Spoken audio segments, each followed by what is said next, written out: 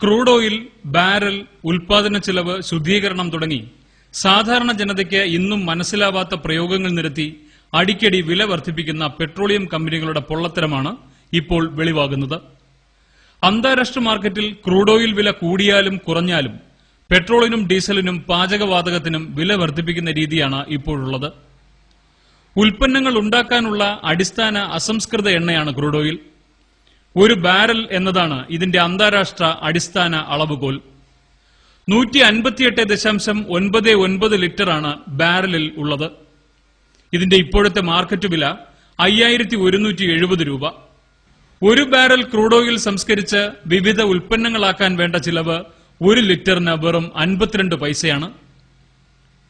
അതായത് സംസ്കരണ ചിലവ് കൂട്ടിച്ചേർത്താലും ബാരലിന്റെ വില 5252 രൂപ മാത്രം. Petrol, diesel, jet fuel, furnace oil, ദ്രവവാതകം, സ്റ്റിൽ ഗ്യാസ്, കരി, ബിറ്റുമിൻ, മണ്ണെണ്ണ തുടങ്ങി നിരവധി ഉൽപ്പന്നങ്ങൾ ഓരോ ബാരലിൽ നിന്നും ഉൽപ്പാദിപ്പിക്കുന്നുമുണ്ട്. മറ്റൊരു കണക്ക് കൂടി ശ്രദ്ധിക്കുക. ഒരു ബാരൽ ക്രൂഡ് ഓയിൽ 158.99 ലിറ്ററാണെങ്കിലും ഉൽപ്പന്നങ്ങളായി കഴിയുമ്പോൾ അത് 167 ലിറ്ററായി വർദ്ധിക്കും. അതായത് 8.32 ലിറ്റർ കൂടും. സംസ്കരണ നേട്ടമെന്നാണ് ഇതിനെ പറയുന്നത്. ഇനി ഉൽപ്പന്നങ്ങളിൽ നിന്നുള്ള വരുമാനം കൂടി ശ്രദ്ധിക്കുക. പുതുക്കിയ പെട്രോൾ വില അനുസരിച്ച് ഒരു ബാരലിൽ നിന്നും ലഭിക്കുന്ന 73.81 ലിറ്റർ പെട്രോളിന് 5502 രൂപ ലഭിക്കും. ഓരോ ബാരലിൽ നിന്നും ലഭിക്കുന്ന ഡീസൽ 34.82 ലിറ്ററാണ്. നിലവിലെ വില അനുസരിച്ച് 1532 രൂപ ലഭിക്കും. വിമാന ഇന്ധനത്തിന് 15.5 ലിറ്ററിന് 905 രൂപ വരുമാനം ലഭിക്കും. ഇത്രയും ആകുമ്പോൾ തന്നെ ആകെ വരുമാനം 7939 രൂപ കവിയും. ഉൽപ്പന്നങ്ങൾ ഇനിയും ബാക്കിയാണ്.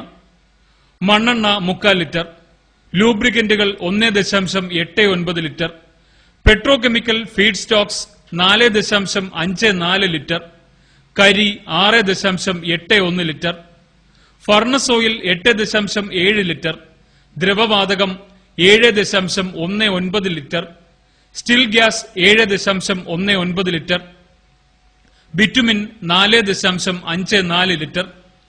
ഇതിന്റെ ഒക്കെ വില കൂട്ടിച്ചേർത്താൽ ആകെ വരുമാനം 15000 രൂപ കടക്കും. സംസ്കരണ ചിലവടക്കം ആകെ 5232 രൂപയ്ക്ക് ലഭിക്കുന്ന ഒരു ബാരൽ ക്രൂഡ് ഓയിലാണ് 15000 രൂപയായി മാറുന്നത്.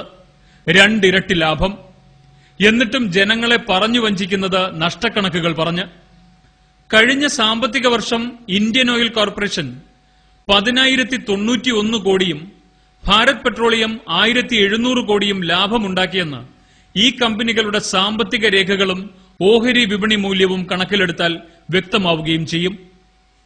5252 രൂപയുടെ സ്ഥാനത്ത് 15000 രൂപ കൊയ്തിട്ടും നഷ്ടമെന്ന് കമ്പനികൾ പറയുന്നുവെങ്കിൽ അതിനർത്ഥം കൂടി തിരയാം. ഒരു വാഹനമുണ്ടായെന്ന തെറ്റ് ചെയ്ത ജനത്തിന്റെ പോക്കറ്റിലെ പണം പമ്പുടമകൾ, ഏജൻസികൾ തുടങ്ങി സർക്കാരുകളെന്ന വമ്പൻ സ്രാവുകൾ വരെ വിഴുങ്ങുകയാണ്. ഒരു വാഹന ഉടമ റോഡ് നികുതി അല്ലാതെ തന്നെ ഒടുക്കുന്നുണ്ട്. ഒരു വാഹനം സ്വന്തമാക്കുമ്പോഴുള്ള വിൽപ്പന നികുതി, എഡ്യൂക്കേഷൻ സെസ്, സർക്കാരിന്റെ ലൈസൻസ് ഫീ തുടങ്ങി എണ്ണിയാൽ ഒടുങ്ങാത്ത തുക നൽകിയ ശേഷമാണ് എണ്ണ കമ്പനികളുടെ ഈ ഇടുത്തി കൂടി വരുന്നത്. ഭരിക്കാൻ നമ്മൾ തിരഞ്ഞെടുത്തവർ നമുക്ക് തരുന്ന ശിക്ഷയാണിത്. ഏറ്റുവാങ്ങാം പരാതികളില്ലാതെ.